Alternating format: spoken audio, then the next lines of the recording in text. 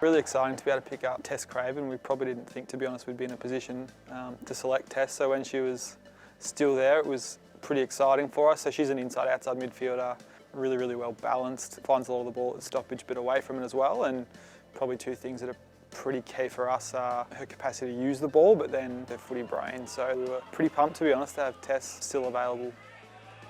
Tara's a really versatile player, so probably before this year has traditionally played as a key defender who can intercept the footy, but this year played both midfield and forward. We think she's a really talented key position player.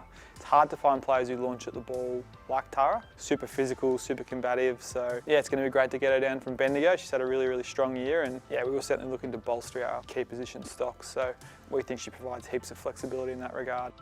The great Kim RENNIE is finally a Kangaroo, which is really, really great. So yeah, it's probably been 3 or 4 months now since we first met Kim, and to have her on board is really, really exciting. It's obviously been a bit of an anxious wait, and she's been pretty keen to be a Roo for a while. So we're really excited about the partnership she can form with Emma King.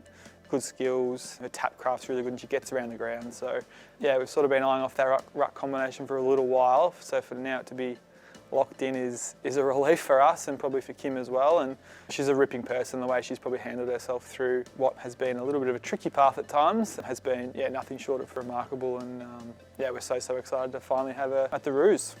Really excited to have PERRI on board. Obviously had a great season with Tassie, and has been a player who's been on our radar for some time coming through the Tassie pathway. Inside midfielder, really, really tough. #1 tackling player in the NAB League. Inside midfielder, but really, really good tank. GPS numbers.